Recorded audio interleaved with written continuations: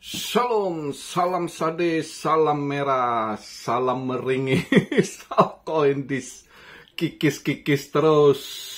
Yang holder altcoin pada menangis ya.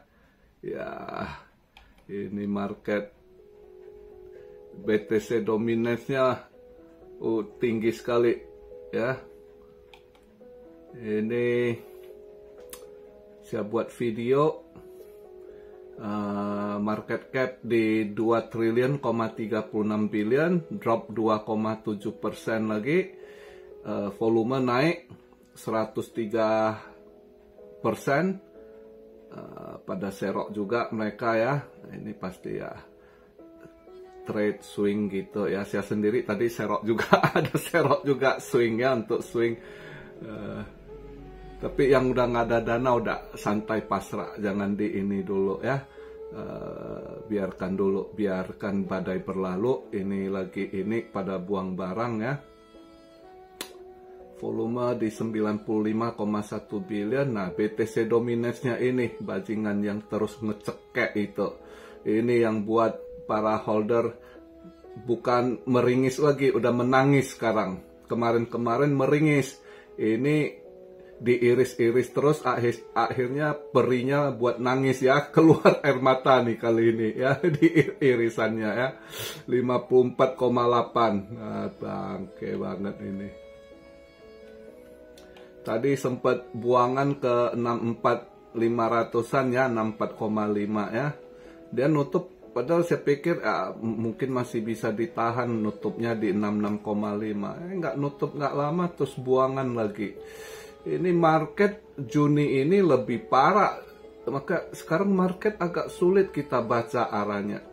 Kita wanti-wanti agak hati-hati di Mei ya kan, pikir sell on May walk away, ya nggak gimana terjadi. Mei nggak, justru di Juni ini lebih perih irisannya daripada Mei gitu. Ya nggak disangka, kita harap Jun bisa ada lebih bagus pembalikan, justru lebih parah ini altcoin terkikis di bulan Jun daripada di Mei ya.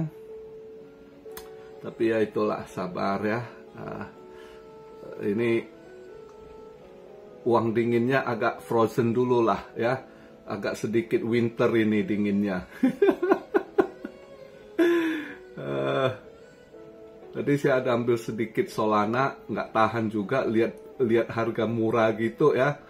Tapi ya jangan asal sembarangan ini sih. Saya pikir ya saya ambil market cap besar, biasa Solana ya saya nunggu gini. Ya gini Solana nanti kalau ada pembalikan arah dia agak cepet juga mantulnya. Makanya saya ambil Solana swing tadi ya. Nggak banyak saya ambil koin. Hari ini saya cuma dua koin aja ya. Satu Solana saya tambah porsi, satunya lagi saya tambah porsi TIA. Saya lihat TIA udah lumayan diskon ya. Ya saya tambah dikit lah untuk koin Celestia ya. Itu dua aja tadi saya ambil buat swing. Swingnya berapa lama tergantung, mau sebulan kek mau 2 bulan nggak masalah. Yang penting udah diskon, saya tunggu dia ini mantul balik gitu ya. Nggak harus swingnya seminggu 2 minggu. Ini kebetulan saya lihat udah diskon murah gitu, agak gatal tangan ya. Makanya saya ambil swingnya dikit tadi dengan ini. Padahal kemarin udah nggak mau, justru swing saya udah saya convert ke, saya switch ke ETH gitu ya. Tapi tadi gatel. Lihat ini Solananya murah, udah di harga segitu ya, coba aja siapa tahu nanti dia balik lagi ke ini ya, dapat ini ya, lumayan lah ya. Itu aja yang ini. Kalau dilihat hari ini market baru buka ya. Nah hari ini sau lumayan saya dapat, tapi belum balik modal, ketendang 2 kali di hari Jumat kemarin. Tinggal sedikit lagi lah ya, tapi lumayan semalam ada dapat 150 pips ya, lumayan ya. Tapi hari ini saya agak ragu, saya belum masuk, saya mau nunggu gitu untuk sau gold, karena saya mau nunggu Ini nanti bentar lagi dia ada itu Bank Australia ada cut rate atau enggak ya itu. Terus euro jam 5 nanti, bukan jam 5 Indo ya, jam 5 ini di sana itu CPI. Jam 5 di sini lah kalau saya hitung, berarti di Indo jam 3. Nanti jam 3 siang Indo ya. Jam 3 siang Indo itu data core CPI untuk euro. Nah, ini kelihatan ada naik gitu. Ya. Kalau benar CPI sama core-nya ada kenaikan, ya mungkin emas bisa hijau gitu. Tapi kalau misalnya dia nggak naik, ya mungkin emasnya merah lagi gitu. Dan itu satu, saya nunggu momennya ini. Jadi saya belum masuk, saya lihat dulu ya. Juga kalau lihat event malam ini itu core retail sales ada naik dikit, retail sales juga ada kenaikan. Ya mungkin kalau bener dia ada naik dikit ya dolar bisa agak menguat gitu. Nah, kalau agak menguat juga emas mungkin agak diskon. Nah, jadi antara CPI dengan ini saya lihat dulu nih. Ya. Jadi saya nunggu ini. Andai kata CPI ini untuk euro dia mengalami kenaikan lagi inflasinya, ya euro agak drop, bisa agak drop ya. Emas akan naik, USD akan menguat gitu. Ya. Nah, tapi dia kalau naik dikit, kalau agak hijau nanti mungkin di situ saya coba ambil. Kalau dia mau agak hijau, kalau bisa saya harap ya habis CPI ini agak hijau tebal dulu. Ya, kalau dia hijau tebal mungkin saya mau ambil short. Karena kalau lihat dari core retail sama retail salesnya ini malam di Amrik ya itu kalau dia naik berarti dollar agak menguat ya gold akan turun lagi gitu ya. Mungkin nanti kalau pas euro harapannya kadang kan dia gitu, kalau dia volatile dia tiang hijau dulu. Nah, di situ saya coba ambil short karena kalau lihat core retailnya agak bagus positif, dolar bisa menguat. Nah, kalau dolar menguat emas mungkin agak melemah. Itu jadi belum saya kalau untuk gold saya nunggu dulu gitu, lihat momen ada kesempatan atau enggak untuk hari ini trade-nya. Kalau nggak dapat kesempatan ya udah lihat besok lagi gitu ya. Yang jelas hari ini dia mulai market Amrik mulai ada ini ya. Terus juga dia hari ini jam 1 20 years bond, ada bond juga ya. Bond ini juga ngaruh ke USD.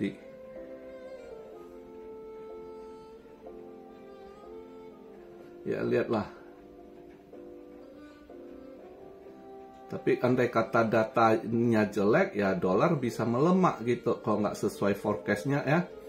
Kalau forecastnya retail salesnya justru drop ya dolar mungkin drop lagi ke 104. Ini saya buat video dolar masih di 105 gitu ya. Jadi itu untuk hari ini gold belum ini, saya nunggu nanti keluar data CPI Europe berapa dulu, lihat pergerakannya setelah keluar data CPI ada pergerakan gimana enggak ya, atau enggak terlalu gimana ya tunggu lagi. Tapi kalau nggak ada momen, nggak dapat momennya hari ini gold ya saya nggak trade gitu. Nah, untuk crypto tadi saya cuma ambil swing. Pengen trade sebenarnya pengen scalping dikit sih kripto hari ini dengan dia drop gini, saya pengen ambil long dikit ya. Kayaknya harusnya dia tadi buangan ke 64.500 itu harusnya udah dulu di situ ya. Harus agak mantul balik dikit gitu. Jadi sebenarnya pengen ambil long, tapi mau ngambil long lihat BTC dominance yang ngecek kayak begitu males, makanya agak males scalping. Ya udah, saya tadi cuma ambil swing aja. Kalau swing kita kan nggak mikirin ini, ya udah tunggu dia nanti pembalikan arah aja gitu. Pas ini dia lagi buangan, diskonnya lumayan ya, harga Solana agak lumayan murah ya, di 135 saya ambil kan di harga 135, ya boleh lah ya. Itu aja sia-sia untuk market hari ini. Ya sabar-sabarlah, banyak yang meringis dengan kondisi market ini. Ya memang kadang market sulit kita perkirakan, ya begitu. Kita pikir dia di Mei akan ini, biasanya secara siklus tradisi, tapi ya udah kelihatan siklus kali ini beda. Memang sih siklus kali ini beda karena campur tangan dari Wall Street juga ya. Mereka main-main market juga, bisa mungkin ini buang-buang barang juga. Ini June dia mereka pembukuan juga sih ya, pembukuan mereka mau tutup buku kuartal 2 ini, ya mungkin lepas barang lagi ya.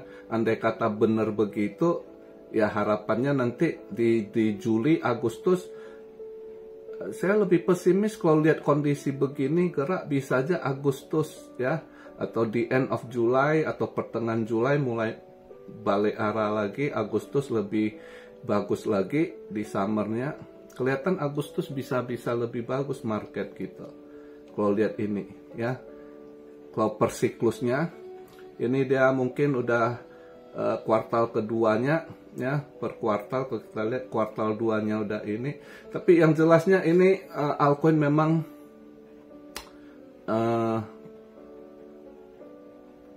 tergencet sekali ya. Setelah Maret itu, ini justru altcoin ini terdiskon terus bertahap gitu.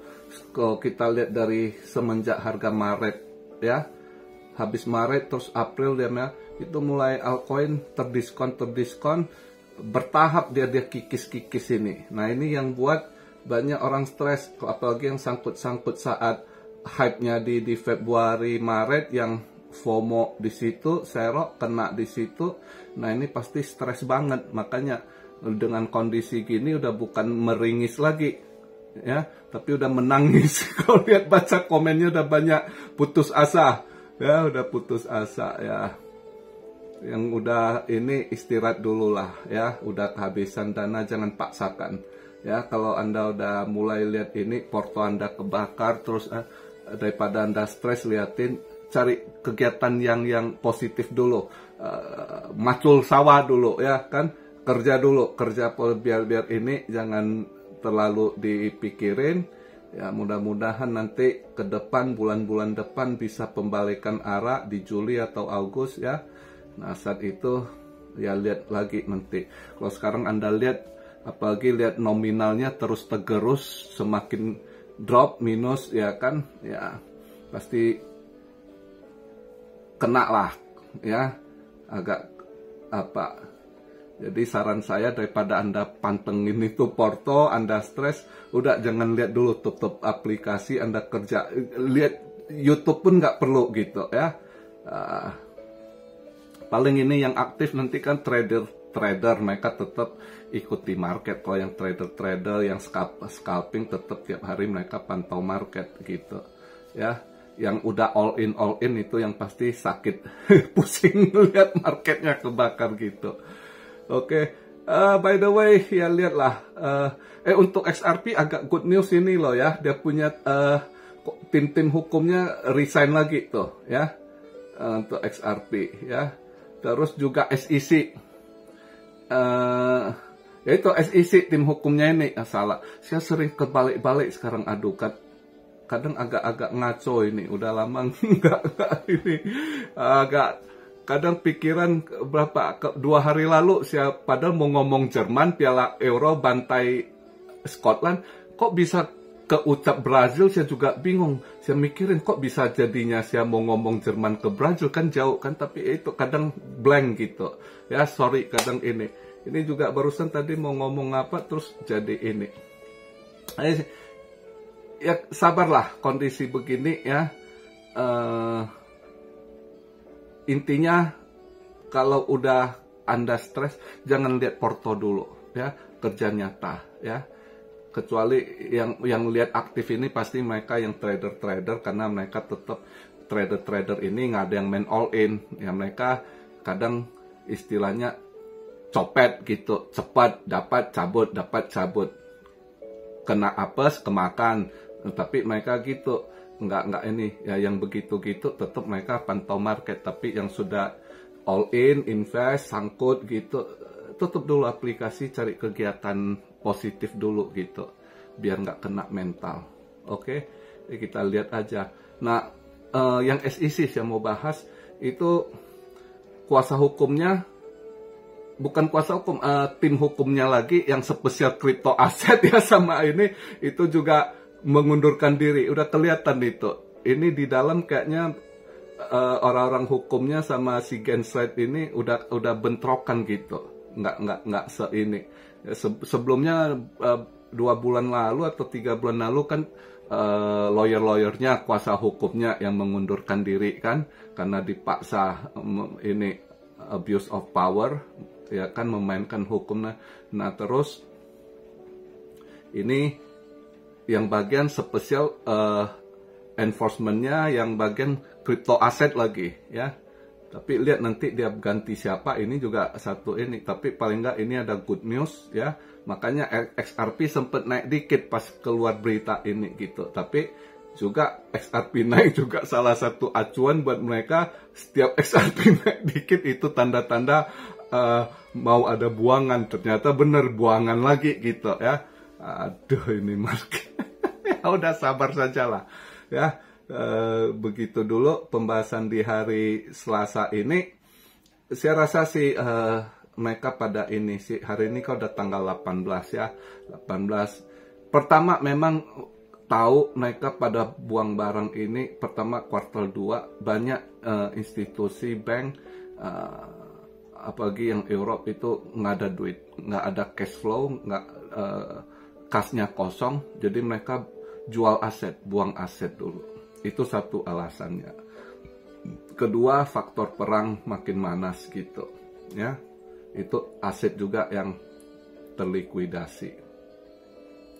Nah juga ketiga, banyak yang nggak mau hold aset yang dalam bentuk USD karena mereka takut semenjak ini market drop juga semenjak Saudi Arabia announce kan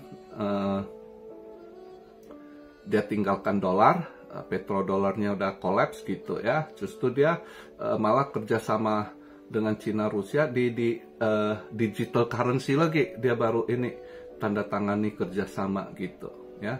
Nah di sini nih ada berita saya dengar di belakangnya ini kayaknya Saudi Arabia pangerannya itu kayaknya digital currency-nya dia juga mau kerjasama dengan XRP gitu ya.